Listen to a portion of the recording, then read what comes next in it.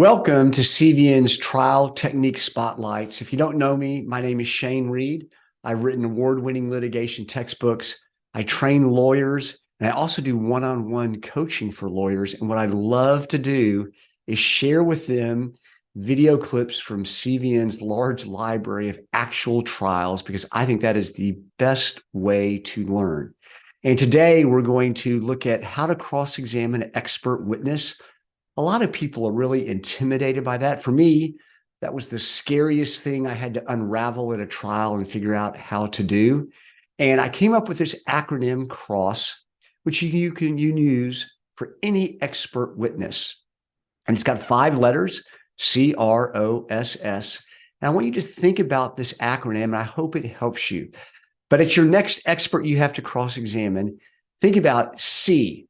Can I cross-examine the expert on his or her lack of credibility? R, can I restrict the damaging testimony from direct examination and limit that on cross? O, is there like an outrageous statement I can get on cross, which I can use in closing argument? S, are there prior inconsistent statements, that's the S, that this expert's made in the past that I can use to impeach him or her at trial? And lastly, the second S, is there something this expert will at least support my case with, and can I get that testimony out on cross-examination?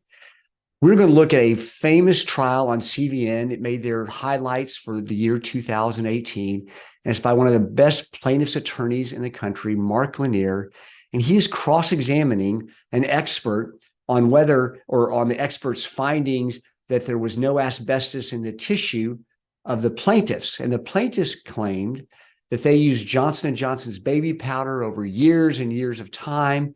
And because there was asbestos in the talc, it was in the baby powder, they got ovarian cancer.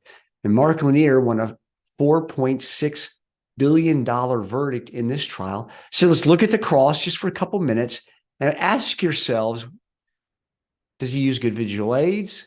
What is his tone? And what letter of the acronym CROSS is Mark Lanier using? Mr. Sanchez, Dr. Sanchez, I guess. You and I have never met before. My name is Mark Lanier, and I've got a lot that I need to talk to you about, so I'm not going to finish it this afternoon. We'll be going well into tomorrow. Okay? Okay. You and I have never met before, but you've certainly done this plenty of times, right? I mean, testifying for it, yes, I have. And I'm going to have to be rather blunt with you about some of your qualifications. And I'm going to have to be rather blunt with you about some of your expertise. I don't mean it offensively to you, but it's something we need to do. I represent a lot of people who are concerned about this, okay? Do what you have to do. You're not really a biology man like Dr. Riegler. You don't have any degrees in biology, do you? That's correct. You're simply geology. Again, we're looking at geological materials in tissue. What's my question? I'm identifying the materials in the tissue. What's my question? I said, you're simply geology. That's all your degrees. My doctorate degree is in geology, yes. What's your undergraduate in? Geology. What's your master's in? Geology. That's all your degrees. The answer is yes, right? Yes. All right. So now you've become biology man, and my question is, are you remotely qualified to say how the body will handle talc and asbestos such that it presents in a tissue in some way, shape, or form? What are you asking me? I don't think I understand your question. Where did you get your biology qualifications to talk about tissue? That wasn't your previous question, but as we just stated, I have a degree in geology. Where did you get your biology qualifications to render the biology opinions you just gave the jury?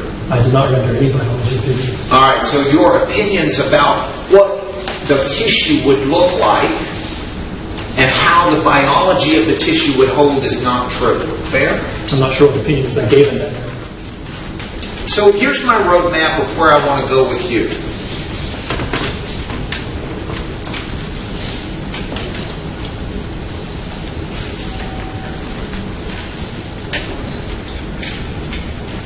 You You are what in legal circles is termed a jukebox witness. True? I have no idea what that means, sir. It means that someone pays you money and you'll sing the song they want you to sing. I strongly disagree with that. Well, if I'm being overly harsh, I'll apologize to you, but let me show you why I believe that to be the case. Here's how we're going to do it. We're going to examine who you are and see if you're not industry's voice. We're going to look at the name game you've played with the jury.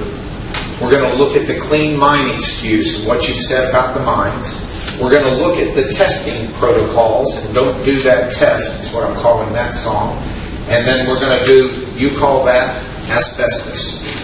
Okay? And you see, This is your show, so. well, it's not a show, sir. I represent some people who are in very serious condition. This isn't a show at all. You understand that? And I feel for those people. I Okay. absolutely do, sir. Then you don't need to call it a show, okay? Well, I'm going to call it as I see it, but thank you. All right? That's fair. I'm going to do the same thing to you. So let's go through it, Laura.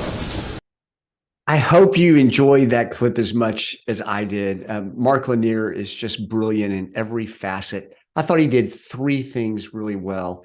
As far as what letter of the acronym CROSS he used for this expert witness, it was C. He was undermining the witness's credibility. Secondly, he was professional and not personal in the cross-examination. A lot of us get so angry, we make it personal.